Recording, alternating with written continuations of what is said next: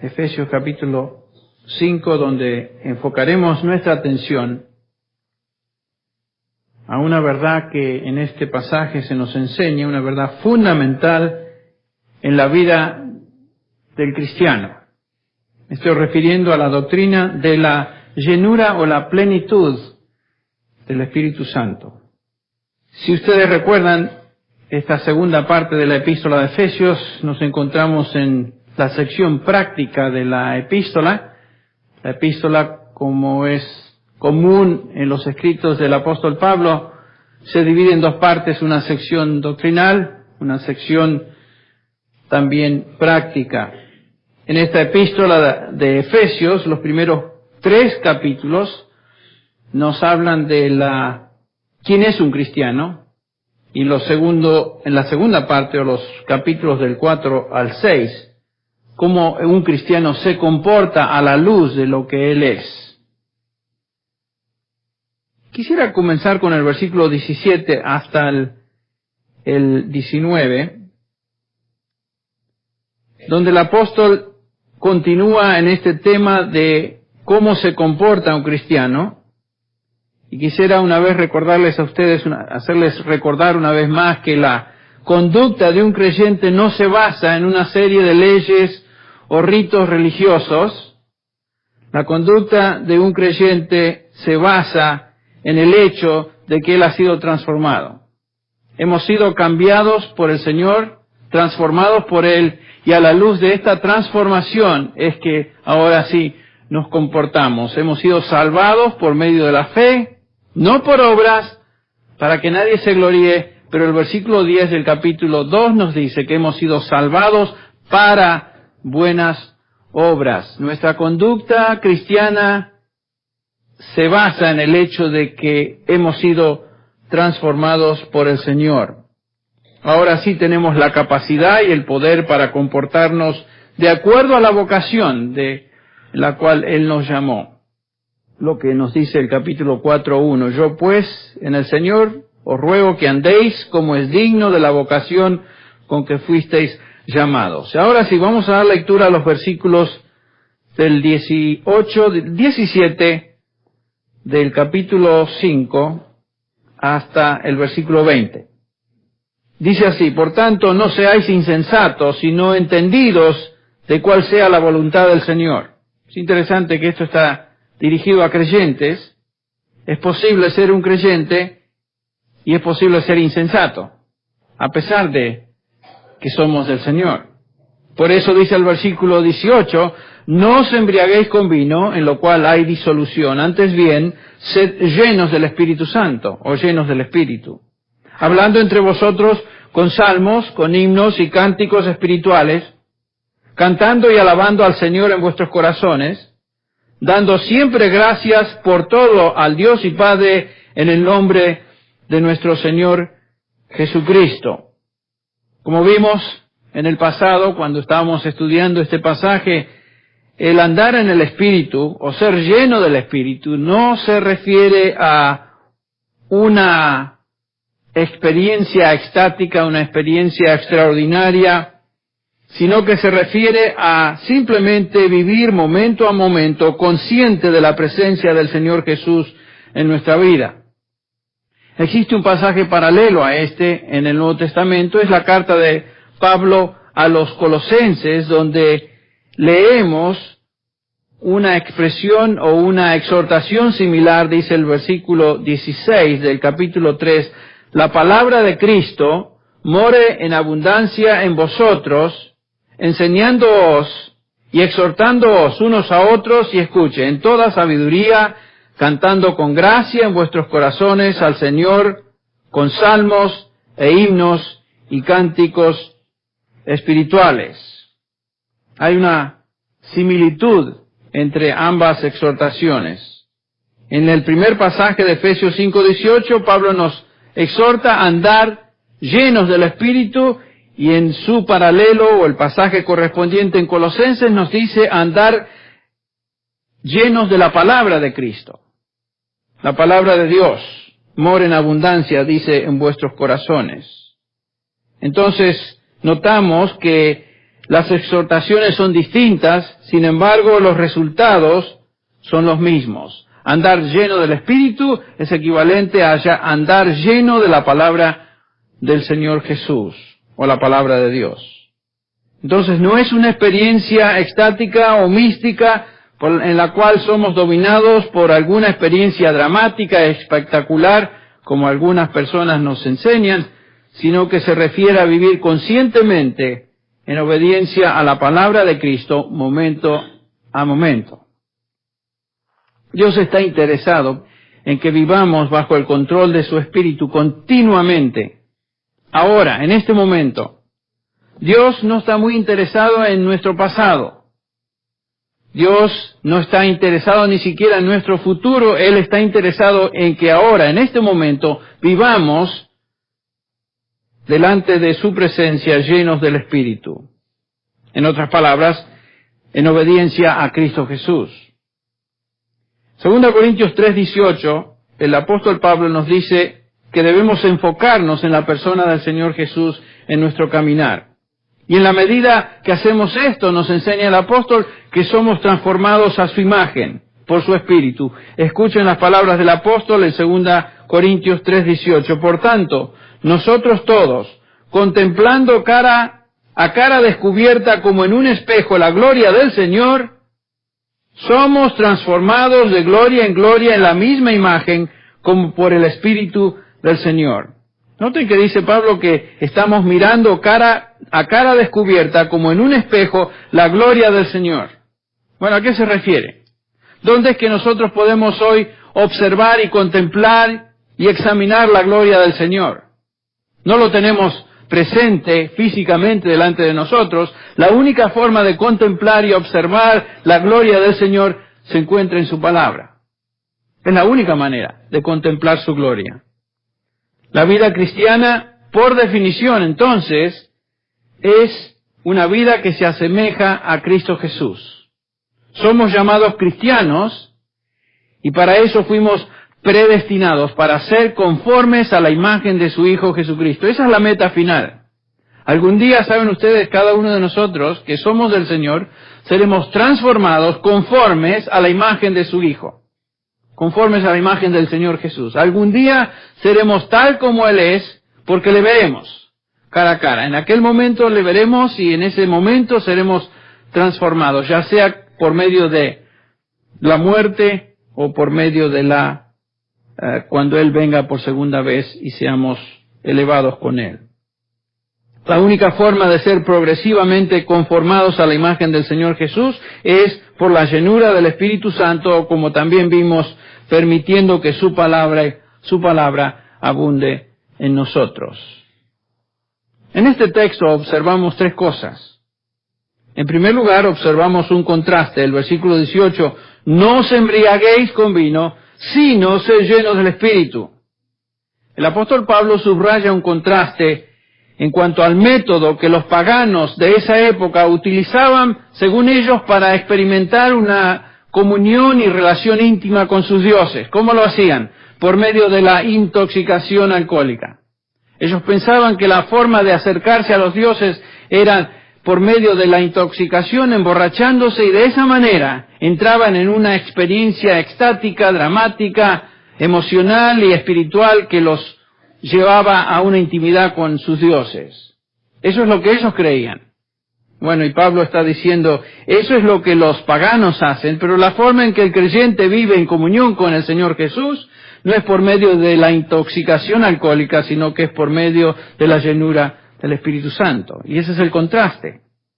En segundo lugar, en este corto pasaje, tenemos también un mandamiento que se encuentra en este versículo. Sed llenos del Espíritu. Esa no es una opción, esa no es algo que si nos gusta o nos place lo hacemos, sino que es un mandamiento. Por supuesto, es un mandamiento, es un imperativo continuo, es un imperativo presente que dice, sed continuamente llenos del Espíritu.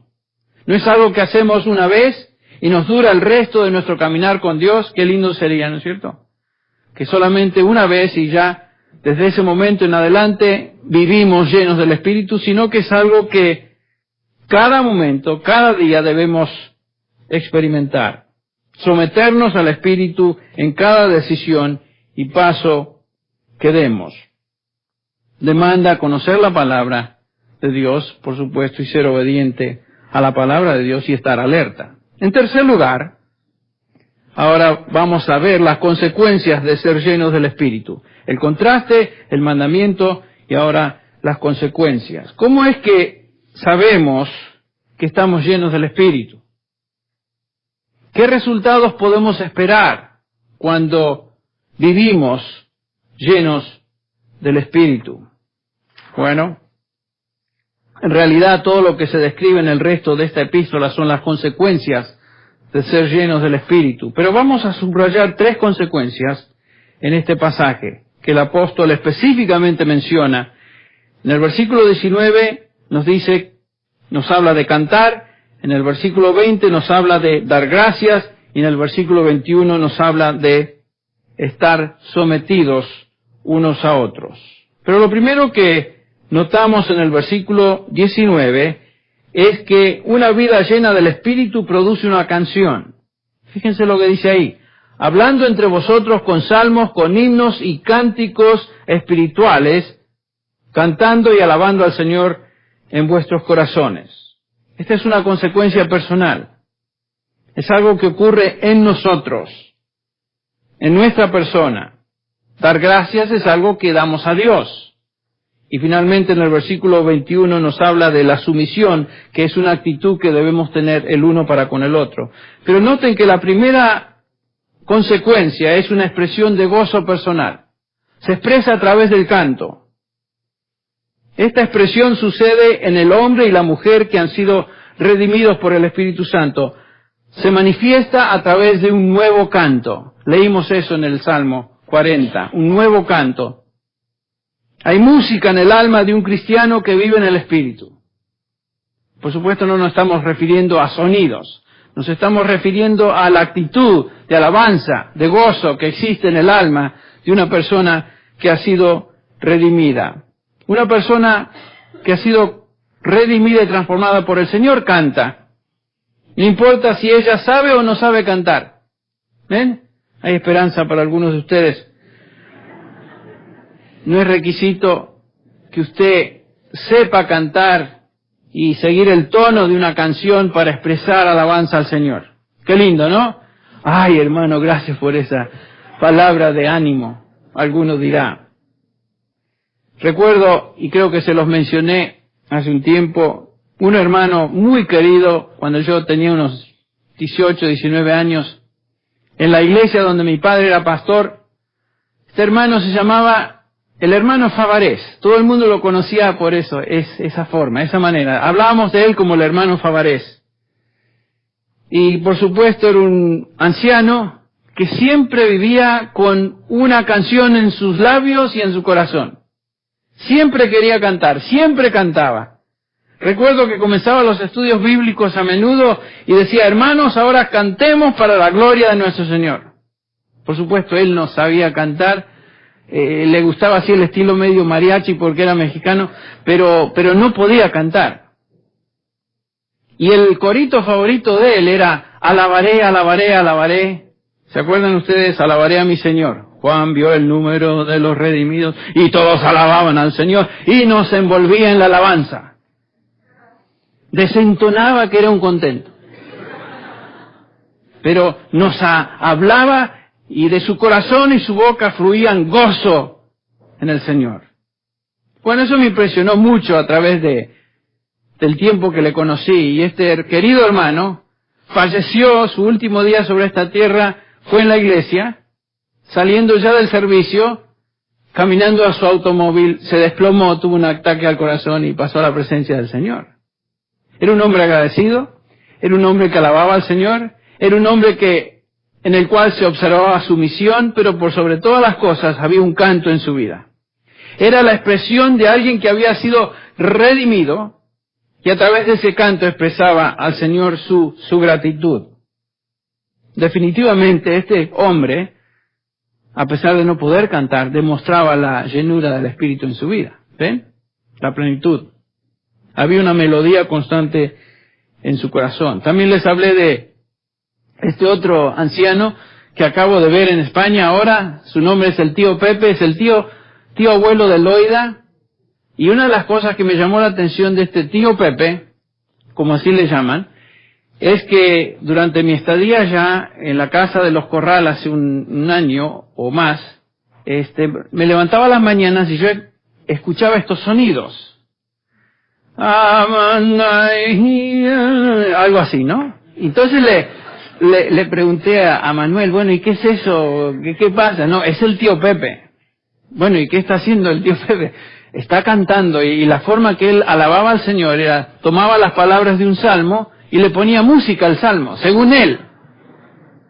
Y cantaba el salmo, en lugar de simplemente leerlo, lo cantaba y lo expresaba al Señor. Y me dice Billy que eso es lo que él hacía en su villa, allí en una villa muy recóndita del oeste de la provincia de León, pegado con Galicia. Dice que todas las personas que vivían en esa villa lo conocían por aquel que cantaba al Señor, aquel que cantaba salmos. Bueno, en su forma simple y humilde, él expresaba el gozo de su corazón a través de este canto. Lo que estamos viendo acá es que una persona llena del Espíritu es una persona que alaba al Señor, canta al Señor. En todo el Antiguo Testamento vemos que el pueblo de Israel cantaba al Señor. Bueno, qué precioso es poder cantar al Señor y expresar a través de nuestros corazones estos salmos de alabanza a Él. Había un canto en la vida de este hermano Favarés, hay un canto en la vida de este viejito tío Pepe, que lo vi otra vez, tiene 88 años ahora. Es una canción distinta a los cantos del mundo, es una melodía que no tiene comparación con lo que el mundo produce. Estaba prestando mucha atención mientras cantábamos a las palabras de los himnos que expresamos. Qué distinto es lo que nosotros expresamos como creyentes a lo que el mundo produce en su música y en sus palabras. Esta canción es característica de aquellos que han sido redimidos solamente. Es una canción de los que han sido salvados. El Salmo 33:1 nos dice, cantad de júbilo al Señor, o cantad de júbilo en el Señor, oh justos, apropiada es para los justos la alabanza. ¿Ven? Cantad al Señor. ¿Y cuánto de los salmos? Simplemente es una expresión de alabanza y canto a Dios por haber sido redimidos, ¿no es cierto? El Salmo 96 dice, por ejemplo, cantad al Señor un cántico nuevo, cantad al Señor toda la tierra, cantad al Señor, bendecid su nombre, proclamad de día las buenas nuevas de su salvación. Cuando Israel fue rescatado de Egipto, ¿se acuerdan? En Éxodo capítulo 15, del 1 al 18, lo primero que Israel hizo es cantar un himno de alabanza por la redención que habían experimentado. Habían sido redimidos, rescatados de su esclavitud en Egipto. En todo el Antiguo Testamento, en numerosas oraciones, encontramos que el pueblo de Dios expresó cantos y música al Dios de su salvación. Aún en momentos tristes, a veces los creyentes se han distinguido por expresar cantos al Señor. Ustedes recuerdan la experiencia de Pablo y Silas, allá en la cárcel. Habían sido azotados, nos dice el versículo, por ejemplo, de Hechos 16, versículo 23, después de haberles azotado mucho, los echaron en la cárcel, mandando al carcelero que los guardase con seguridad, el cual, recibido este mandato, los metió en el calabozo de más adentro y les aseguró los pies en el cepo, como si fueran criminales de temer. Y fíjense la reacción, pero a medianoche, algo muy insólito sucede. Orando Pablo y Silas, cantaban himnos a Dios. ¿Se imaginan? Y los presos los oían. Solamente un redimido del Señor, alguien que ha sido transformado por Él, puede cantar en medio de una situación difícil como esta. ¿Se acuerdan que lo primero que el Señor hizo con sus discípulos después de haber acabado la cena, la última cena con ellos? ¿Qué dice? Nos dice Mateo 26:30, y después de cantar un himno, salieron al monte de los olivos. el pueblo de Dios, los redimidos del Señor, siempre cantan. Esa es una característica del pueblo de Dios. He tenido oportunidad en estos días de viajar a través de varios lugares de España, y otra vez, una característica del pueblo de Dios es cantar, expresar alabanza a Dios.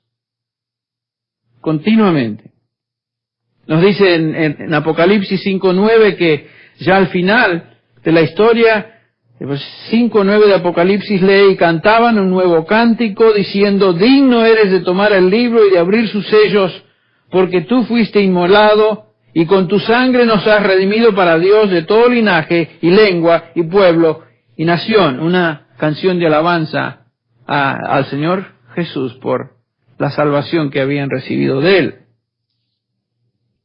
Apocalipsis 14:3 también nos dice: y cantaban un cántico nuevo delante del trono y delante de los 4 seres vivientes y de los ancianos, etc. Y nadie podía aprender el cántico sino aquellos 144,000 que fueron redimidos de entre los de la tierra. Aquí otra expresión de cántico por medio de los redimidos. Escuche, la Biblia siempre presenta la música y los cantos como la expresión de los redimidos. Dios es el creador de la música, ¿saben? Dios creó la música. Dios ama la música y pone música en el corazón de los suyos. Y una característica de un creyente que ha perdido su gozo por el pecado es que pierde la canción, pierde su deseo de cantar. Ahora, regresando a Efesios 5:19, Pablo nos habla de la manifestación del Espíritu y nos enseña entre quién expresamos ese canto, de a dónde proviene ese canto y cómo es que cantamos y finalmente a quién cantamos. En primer lugar, ¿entre quiénes cantamos? Noten lo siguiente: en la Biblia los creyentes cantan en medio de la comunión de los creyentes. Siempre. En ningún momento vemos en las Escrituras, esto es importante, que la música tuvo la intención de ser usada evangelísticamente. La música siempre es la expresión de los redimidos en el contexto de los redimidos. Sin duda Dios puede usar la música y los himnos, por medio de ellos crear un ambiente propicio para presentar el mensaje de Jesucristo. No hay duda de eso. Pero fundamentalmente la música en la Escritura es la expresión de los santos entre aquellos que han sido redimidos. Siempre. Puede ser que la música sea usada para atraer a la gente, pero en última instancia el mensaje del Evangelio debe ser predicado. Tiene que ser proclamado. Hay muchas bandas y orquestas y coros que, según ellos, tienen la intención de ser usados evangelísticamente. Bueno, no vamos a estar en contra de ese esfuerzo, pero fundamentalmente el evangelismo se lleva a cabo por medio de predicadores de la palabra. Por eso, tan claramente nos enseña Romanos 10, que la fe es por el oír, y el oír por la palabra de Dios. No hay sustituto. Fíjense el versículo 13, porque todo aquel que invocar el nombre del Señor será salvo. ¿Cómo pues invocarán a aquel en el cual no han creído? ¿Ven? ¿Y cómo creerán en aquel de quien no han oído? ¿Y cómo oirán sin haber quien les predique? El Señor siempre envía predicadores, proclamadores de su palabra para alcanzar a la gente con el Evangelio. Primordialmente entonces los santos cantan en la congregación y comunión con otros santos. Los himnos de la fe no son para los inconversos.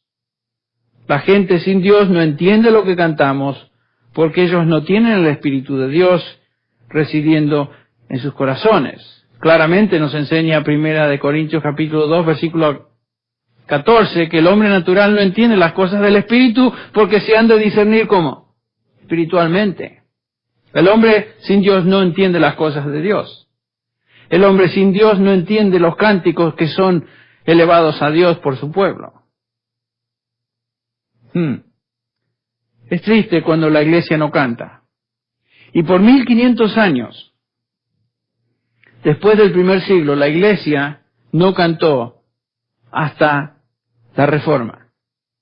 A partir de la Reforma, ahora sí, la Iglesia comienza a cantar de nuevo. Los reformadores se encuentran entre los autores más sobresalientes de himnos en la historia de toda la Iglesia cristiana. Lutero, creo que escribió, bueno, no me acuerdo ahora exactamente, pero fueron cientos de himnos. Y el himno favorito mío es Castillo fuerte es nuestro Dios, escrito por Martín Lutero. Donde el Evangelio se predica fielmente y se conoce, la himnología se manifiesta. El canto de la Iglesia se manifiesta. Los cantos de alabanza son primordiales entonces en la adoración. Entonces, ¿entre quiénes cantamos? Entre los santos. Ahora, ¿dónde se origina el canto? Dice el versículo 19, hablando entre vosotros con salmos, himnos y cánticos espirituales, cantando y alabando con vuestro corazón al Señor. Nuestro canto procede entonces del corazón. Si la melodía no está en el corazón, no podemos cantar. Ahora, hay momentos, ¿no es cierto?, que todo creyente pasa por periodos o épocas de tristeza, y es difícil cantar. Y la Biblia lo reconoce. Más, nos dice, por ejemplo, el Salmo 137, que el pueblo de Israel, cuando fue llevado cautivo a Babilonia, expresó lo siguiente: junto a los ríos de Babilonia, allí nos sentábamos, y aún llorábamos, acordándonos de Sión. Sobre los sauces en medio de ella colgamos nuestras arpas. Miren, se acabó el canto. Colgaron las arpas. Y los que nos habían llevado cautivos nos pedían que cantásemos. Y los que nos habían desolado nos pedían alegría diciendo: cantadnos algunos de los cánticos de Sión. Y la respuesta es: ¿cómo cantaremos cántico de Jehová en tierra de extraños? ¿Ven? El pueblo estaba triste. Hay momentos de tristeza. Hay tiempo de reír, hay tiempo de llorar. Hay tiempo de estar alegre y hay tiempo de estar triste, nos enseña la palabra del Señor también. Todo cristiano, ¿no es cierto?, experimenta momentos de tristeza, cuando es difícil cantar. Aunque aún en estos momentos podemos dar gracias a Dios. Pero hay momentos de tristeza. Es imposible cantar a Dios entonces si el corazón no está involucrado. Ese es el punto. Y ya dijimos que entre las razones por las cuales un creyente no puede cantar es cuando, por ejemplo, hay pecado en su vida y no ha confesado ese pecado. Amargura se arraiga en el alma. Ustedes recuerdan la expresión del Salmo 51, que es una expresión de confesión a Dios por el pecado cometido. Este es el rey David, donde él dice: restaura a mí el gozo de tu salvación. No había gozo en él. Su canto se había marchitado porque había pecado en su vida. Si estamos enojados con alguien o aún con Dios, no podemos cantar. Aunque cantemos con los labios, el corazón no está involucrado y Dios no escucha ni se agrada de ese canto. Si no conoces a Dios, no puedes cantar a Dios. Si le conoces pero has permitido que tu corazón se contamine por el pecado, tampoco puedes cantar a Dios. Es hipócrita cantar a Dios cuando hay pecado en el corazón. Un hijo de Dios que venga a reunirse con sus hermanos y su corazón está de alguna manera contaminado, no debe cantar, puesto que su canto es una hipocresía, es algo que Dios no acepta, que Dios no escucha. Por ejemplo, en Amós, capítulo 5, leemos estas palabras del profeta en el versículo 21, donde el Señor dice lo siguiente: aborrezco y desprecio vuestras fiestas, tampoco me agradan vuestras asambleas solemnes. Aunque me ofrezcáis holocaustos y vuestras ofrendas de grano, no los aceptaré, ni miraré las ofrendas de paz de vuestros animales cebados. Aparta de mí el ruido de tus cánticos, pues no escucharé ni siquiera la música de tus arpas. Esta es la reacción del Señor ante aquellos que le cantan con un corazón que no está ahí, con un corazón contaminado, con un corazón sucio. Dios no lo acepta, lo rechaza. ¿Quieres tener gozo en tu corazón y cantar con alegría al Señor? Bueno, si hay pecado en tu vida, lo debes confesar. Debes hacer como el rey David: Señor, confieso mi pecado. Restáurame el gozo de mi salvación. Dame un nuevo cántico. Restaura a mí la alegría que yo tenía antes de haber caído en esta condición en la que me encuentro. ¿Y saben qué? Todo creyente pasa por esos momentos. Entonces vemos que Dios exalta el canto, que es la consecuencia de un corazón de comunión con Él. Este canto y esta música es muy distinta, como dijimos, al canto y la música del mundo, porque el autor de nuestro canto es Dios mismo. Dios es el autor del canto. La música del mundo refleja, escuche bien, el estándar y los valores del mundo, del cual nos dice 1 Juan 5:19 que sabemos que somos de Dios y que todo el mundo yace bajo el poder ¿de quién? Del maligno. En general, el mundo produce música que revela a quién ellos pertenecen. Si el mundo está bajo el control del maligno, aquellos que pertenecen al mundo van a reflejar de alguna manera los valores de ese contexto, de ese mundo. Mucho de la música del mundo, ritmo, contenido, son expresiones radicalmente opuestas a la persona y voluntad de Dios. Sin entrar en detalles, el rock, en general, particularmente lo que se llama en inglés hard rock o acid rock, o lo que hoy se escucha, no sé ni siquiera por qué le llaman música a eso, pero rap. Bueno, despliegan y expresan filosofías antibíblicas. Promueven rebelión contra la autoridad, sadomasoquismo, inmoralidad, violencia, perversión sexual, drogas, homicidio, suicidio y ocultismo. Eso es lo que mucho de esta música promueve. ¿Y notan que es totalmente opuesto a lo que Dios inspira y mueve en el corazón de aquellos que componen su música? Qué interesante, ¿no es cierto?, que si Dios establece algo como verdadero, Satanás trata de poner ahí algo que acompañe, pero que es una falsificación de lo verdadero. Siempre Satanás imita.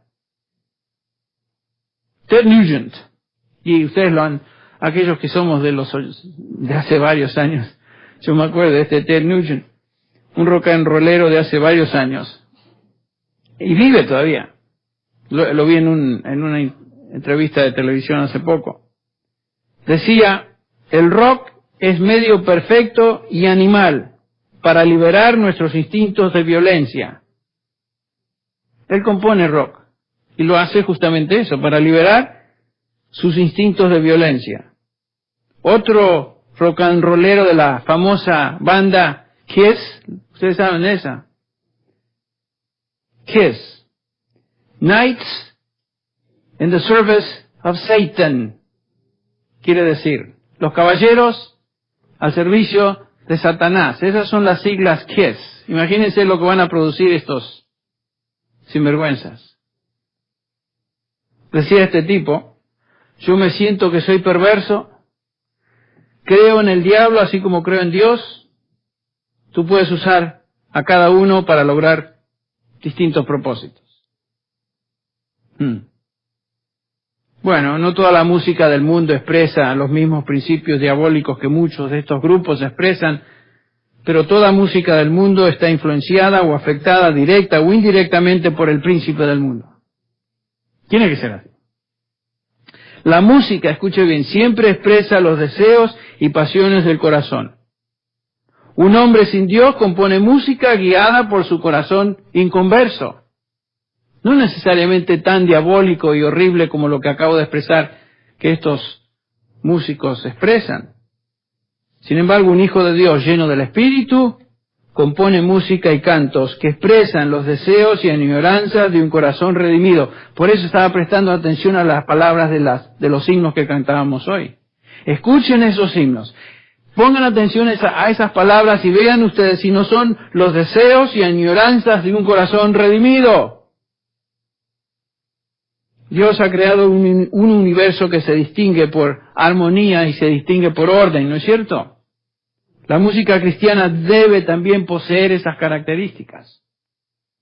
La música que se distingue por ruido ensordecedor, en otras palabras, disonancia, caos, que nos lleva a impulsos bajos, que borra o elimina el intelecto completamente, no puede ser de Dios. Algunos de sus hijos, teenagers, escuchan esta porquería. No quiero echarles culpabilidad sobre sus hombros, pero deben prestar atención a lo que los chicos están escuchando. Y si ustedes son padres creyentes, animarles a poner atención en lo que escuchan. Porque definitivamente mucho de lo que escuchan es opuesto a Dios. Pablo en 1 Corintios 14:40 nos dice, hágase todo decentemente y con orden. Recuerdan, es importante que cuando escuchamos música y ponemos atención a las palabras, que recordemos esta afirmación tan clara de la Escritura. Dios es Dios de orden, no de caos.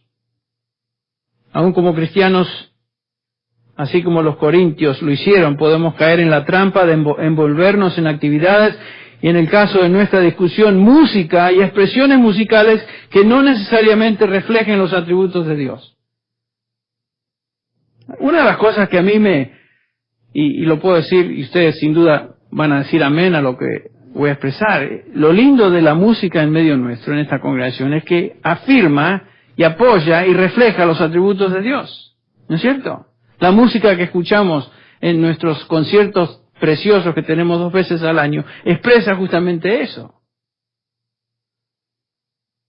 Tiene que reflejar a Dios y sus atributos. Hay muchos grupos musicales evangélicos que he visto y he escuchado, y a través cuando uno viaja, particularmente en estos viajes que a veces hago afuera, aparecen estos grupos de alabanza, les llaman ellos, que cantan y tocan música que no tiene absolutamente ninguna distinción de la música grosera del mundo. No hay distinción. Y sin embargo, se llaman ellos grupos de alabanza. ¿Alabanza de quién? ¿O alabanza a quién? Dios y sus atributos, su verdad revelada en la Escritura jamás es exaltada en estos grupos de alabanza, sino que expresan otras cosas. Bueno, para terminar, la plenitud o llenura del Espíritu produce en primer lugar un canto de redención, un canto de salvación. Ese canto es una expresión del pueblo de Dios para el pueblo de Dios, dentro del contexto de los redimidos.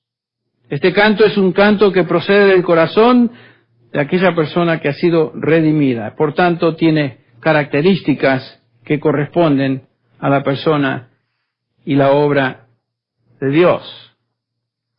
En los versículos que siguen, el 20 y el 21, Pablo nos va a hablar de esta actitud de gratitud que se distingue en la vida de uno que ha sido lleno del Espíritu, dando siempre gracias por todo al Dios y Padre en el nombre de nuestro Señor Jesucristo. Y otra actitud en el versículo 21 es la actitud de sumisión. Someteos unos a otros en el temor de Dios. Una persona que ha sido llena o es llena del Espíritu Santo es una persona en donde hay canto, donde hay alegría, hay alabanza, hay gratitud y hay un espíritu de humildad con el cual tal persona se somete a otros. Qué importante es entonces vivir nuestra vida cristiana siendo controlados por el Espíritu, que equivale a ser controlados y guiados por la palabra de Dios. Vamos a orar en esta mañana para terminar. Padre Celestial, quisiéramos venir delante de tu presencia agradecidos por tu palabra, por lo que nos has hablado, lo que nos has enseñado. Te pido, Padre, que nos des una conciencia de lo que significa ser llenos de tu Espíritu. Te pido, Señor, que si hay en medio nuestro algún hermano que está pasando por amargura, un problema difícil en su corazón y en su mente, Señor, que tú le hables hoy, que le concedas arrepentimiento y que regreses a su mente, a su corazón, un cántico de alabanza a ti. Gracias te damos, Señor, porque nos enseñas a vivir de acuerdo a tu voluntad, llenos de tu Espíritu. Ayúdanos, Señor, a ser agradecidos por todo. Ayúdanos, Señor, a vivir humildemente el uno para con el otro. Y ayúdanos, Señor, a reflejar por medio de nuestras palabras, nuestras acciones, nuestros pensamientos, nuestras actitudes, que realmente estamos viviendo en obediencia a ti. Bendícenos, Padre. Despídenos con tu bendición en esta mañana. Lo pedimos por Cristo Jesús. Amén.